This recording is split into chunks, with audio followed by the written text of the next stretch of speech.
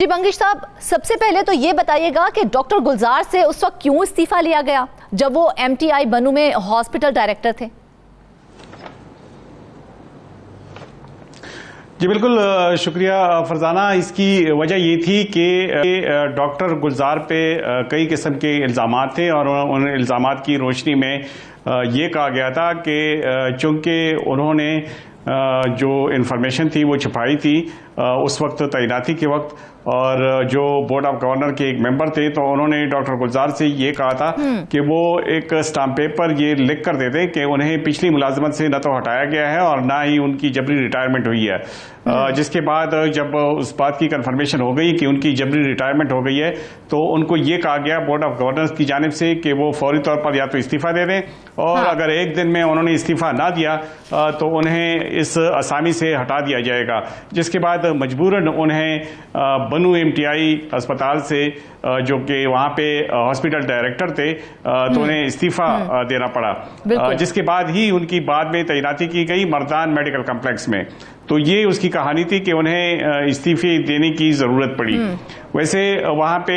काफ़ी जो बेकायदगियाँ थी वो उस वक्त हो रही थी बनू एमटीआई हॉस्पिटल में, और उस वक्त बार बार इस तरफ इशारा किया गया और जो बोर्ड ऑफ गवर्नर थे उसमें इसकी निशानदेही भी की गई और कई एक इदारों को इस सिलसिले में इंक्वायरियाँ भी भेजी गई। हाँ बिल्कुल मुमताज, हमने गुज़िश्ता प्रोग्राम में भी इन तमाम बातों का जिक्र किया था कि जिस तरह से जो लोग अहल थे उन्हें बताया भी नहीं गया था, उन्हें बुलाया भी नहीं गया था।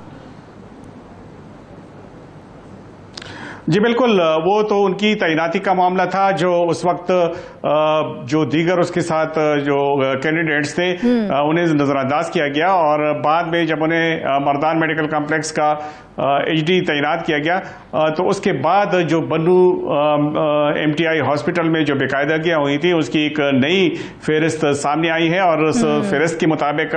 वहाँ बोर्ड ऑफ गवर्नर ने उसका सख्त नोटिस लिया और सैकड़ों मुलाजिमीन वहाँ पे भर्ती की गई, और उन मुलाजिमीन की भर्ती जो है या तो कॉन्ट्रैक्ट की बुनियाद पर की गई और या उन्हें डेली वेजेस पर भर्ती किया गया। जिसके बाद जब बोर्ड ऑफ गवर्नर के सामने ये बात सामने आई तो उन्होंने इसका नोटिस लिया और जो एंटी करप्शन डिपार्टमेंट है उन्हें इसका केस रेफर कर दिया, और अब एंटी करप्शन का काम है कि वो उसके खिलाफ क्या कार्रवाई करती है। ये तैनातियाँ जो हुई थी वो साल 2021 से साल 2024 के दौरान की गई थी, और इस दौरान ये वो दौर था जब डॉक्टर गुलजार वहाँ पे एचडी तैनात थे। इसके अलावा वहाँ पे दीगर भी कई एक बेकायदगियाँ हुई। मिसाल के तौर पे वहाँ पे मुरम्मत का काम था, उसका ठेका दिया। कई एक बेकायदगियों का नोटिस बोर्ड ऑफ गवर्नर्स ने भी लिया, वो कौन से बड़े केसेस थे? जी बिल्कुल, एक तो जो तैनातियों का मामला था उसका नोटिस लिया गया है, और एक वहाँ पे एमटीआई बनू हॉस्पिटल में कुछ मुरम्मत का काम था तो उसका ठेका जो दिया गया था वो बगैर किसी इश्तिहार के वो ठेका दिया गया, और कहा यह जाता है कि उसमें जिन लोगों ने वो ठेका लिया वो मंजूर नज़र अफराद थे। गवर्नर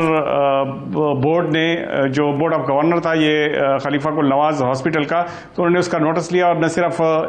एंटी करप्शन डिपार्टमेंट बल्कि गवर्नर इंस्पेक्शन टीम को भी उसका केस भिजवा दिया था। और इसके अलावा भी गाड़ियों और मोटरसाइकिल पार्किंग की का एक ठेका था जो डॉक्टर गुलजार के दौर में वहाँ पे दिया गया, उसमें भी बेकायदगियाँ की गई। और जो सबसे बड़ी बेकायदगी थी वो ये थी कि बजाय इसके कि उस नीलामी के बारे में अखबारात में इश्तिहारात दिए जाते, वो इश्तिहारात नहीं दिए गए, और उसके बगैर ये ठेका जिन लोगों को भी दिया गया लेकिन वो खिलाफ कायदा करार दिया गया था। इस सिलसिले में भी बोर्ड ऑफ गवर्नर में उसमें निशानदेही की गई थी। एक और मामला भी है कि कोरोना के दिनों में भी कोई लाखों रुपए के मास्क खरीदे गए थे, जरा उस कहानी के हवाले से भी बता दें। जी बिल्कुल, ये जो कोरोना के टाइम पे जो बेकायदगी हुई थी वो ये था कि 23 लाख रुपए के जो कोरोना के मास्क थे उसको N95 मास्क कहते थे, उसकी खरीदारी की गई। उसके बारे में कहा यह जाता रहा कि ये जो मास्क हैं ये किसी गैर सरकारी तंजीम की जानिब से इस हॉस्पिटल को डोनेट किए गए थे। बाद में इन मास्क को ये जाहिर किया गया कि ये जो एमटीआई हॉस्पिटल है बनू का उसकी जानिब से उसकी खरीदारी की गई है और उस खरीदारी की मालियत 23 लाख रुपए बताई गई। और ये भी नोट किया गया, जो इंक्वायरी की गई है उसमें ये बात सामने आई है कि एक मास्क की कीमत जो है वो 2300 रुपए लगाई गई है, यानी 2300 रुपए फी मास्क के हिसाब से जो मास्क अस्पताल के लिए खरीदे गए। तो उसमें हैरानकुन बात तो यह है कि कहा यह जाता है कि ये किसी एनजीओ की जानिब से उनको डोनेट किया गया था और इसके बावजूद इसकी खरीदारी जाहिर की गई। जो दूसरी अहम बात है वो ये है कि ये मास्क जिन लोगों को दिए गए उसका प्रॉपर रिकॉर्ड नहीं रखा गया, कोई वाज़ेह रिकॉर्ड मौजूद नहीं जिससे देखकर यह अंदाजा लगाया जा सके कि 23 लाख के जो मास्क खरीदे गए हैं उसे कहां पे यूटिलाइज किया गया, किन लोगों को ये मास्क दिए गए और इसका क्या फायदा हुआ हॉस्पिटल को। तो ये भी एक कोई उसकी फहरिस्त नहीं मुरतब की जाती। यकीनन हर अस्पताल में एक इन्वेंट्री होती है और बाकायदा तौर पे जो स्टोर में कोई चीज जाती है तो उसका बाकायदा हिसाब किताब रखा जाता है। जो मुख्तलिफ हॉस्पिटल्स में और मुख्तलिफ में डॉक्टर्स को, पैरामेडिक्स को और नर्सेस को ये जो मास्क दी जाते थे उसका बाकायदा रिकॉर्ड रखा जाता है और जो जिन जिन लोगों को ये मास्क इशू किए जाते थे तो उसका तो रिकॉर्ड रखना जरूरी था, लेकिन ये रिकॉर्ड नहीं रखा गया। और जितनी तादाद में ये मास्क खरीदे गए जिसकी मालियत 23 लाख रुपए बताई गई, उस कीमत के लिहाज से ये मास्क मौजूद भी वहां पे नहीं पाए गए। और जब इस सिलसिले में इंक्वायरी की गई तो ये कहा गया कि ये मास्क जो हैं ये कोरोना के दौरान ही इस्तेमाल किए गए थे, लेकिन चूंकि इमरजेंसी थी तो इसलिए उस दौरान इसका रिकॉर्ड नहीं रखा गया। जिस पे उस वक्त जो बोर्ड ऑफ गवर्नर की इंक्वायरी की रोशनी में उस वक्त के जो साबिक हॉस्पिटल डायरेक्टर थे डॉक्टर गुलजार, उनके खिलाफ कार्रवाई की सिफारिश की गई। ये केस भी एंटी करप्शन को भेजा गया और इसके साथ बोर्ड ऑफ गवर्नर ने ये रिकमेंडेशन भी दी कि डॉक्टर गुलजार से इस सिलसिले में रिकवरी की जाए, क्योंकि ये एक ऐसी बेकायदगी है कि जिसका मुनासिब जवाब ताहाल सामने नहीं आया। मुमताज साहब, डॉक्टर गुलजार की जानिब से तो वैसे देखा जाए तो बहुत सी बेकायदगियां हैं जो सामने आई हैं, तो अगर वैसे देखा जाए क्या अस्पताल के एक सरबराह की हैसियत से उन्होंने इंतजामी अमूर में भी गफलत बरती या किसी को नवाजने की भी कोशिश की अपने दौर में? जी बिल्कुल, उनके दौर में कई एक ऐसे काम हुए कि जिस पर अब भी उंगली उठाई जाती रही है। मिसाल के तौर पे जो कॉन्ट्रैक्ट और डेली वेजेस पे जो भर्तियां की गई उस पे अभी तक उसका मुनासिब जो इंक्वायरी रिपोर्ट है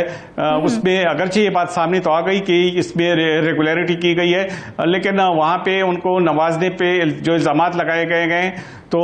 उसे ताहाल उससे उसको मुस्तस्ना करार नहीं दिया जा सका है। इसके अलावा जितनी भी नीलामियां हुई हैं और इसके अलावा ब्लैंक चेक दिए गए हैं, 3 अदद ब्लैंक चेक दिए गए थे डॉक्टर गुलजार की जानिब से। उनमें से एक चेक जो था वो 10 लाख रुपए का था, दूसरा चेक जो था वो 20 लाख रुपए का था और इसके अलावा एक और चेक 41 लाख रुपए का दिया गया। यानी यूं कुल मिला के 71 लाख रुपए के ब्लैंक चेक दिए गए। ये ब्लैंक चेक बाद में खुद उन्होंने कैश करवाए और 6 महीने तक ये 71 लाख रुपए जो थे वो उन्होंने वापस रखे। बल्फाजी दीगर फरजाना अगर हम ये कहें कि ये 71 लाख रुपए उन्होंने जो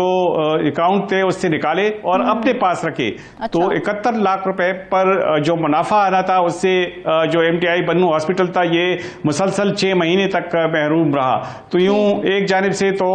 हॉस्पिटल को खसारा हुआ, तो दूसरी जानिब ये एक बड़ी बेकायदगी भी है क्योंकि कोई भी शख्स, ख्वाह वो अस्पताल का कोई सरबराह हो या कोई भी अफसर हो, वो अपने पास किसी भी इदारे की जो रकम है वो न अपने जाती अकाउंट में रख सकता है और ना ही उसे 6 महीने तक या 1 महीने बल्कि 1 दिन तक भी वो उसे कैश हालत में अपने पास नहीं रख सकता। फिर अगरचे ये अमाउंट जो है ये एमटीआई बन्नू हॉस्पिटल के अकाउंट में तो दाखिल कर दी गई, वो से डिपॉजिट कर दी गई, लेकिन जो नुकसान हुआ वो इसके अलावा है। और जो बेकायदगी है कि पैसे निकाल कर अपने अकाउंट में रखे गए और फिर 6 महीने के बाद दोबारा से अपने अकाउंट में जमा कर दिए गए। तो ये ऐसी बात है कि ये संगीन बेकायदगी के ज़ुमरे में आता है। इस बारे में डॉक्टर गुलजार का मौक़िफ़ ये था कि एक पार्टी की जानिब से अस्पताल के लिए गायनी के शोबे में कुछ सामान की खरीदारी के लिए जो प्लेजेस की गए थे, तो खैराती तौर पर कोई सामान उस इदारे की जानिब से इस अस्पताल को सप्लाई करना था, वो सप्लाई हो गया। चूंकि उस जो ये सामान सप्लाई कर रहा था तो उसे वो ब्लैंक चेक इसलिए दी गए ताकि ट्रस्ट की बुनियाद पे वो अपने पास रखे और जब सामान की सप्लाई पूरी हो तो उसके बाद वो चेक दोबारा वापस कर दिए गए। ठीक है मुमताज, उसका मौक़िफ़ अगर सही भी माना, लेकिन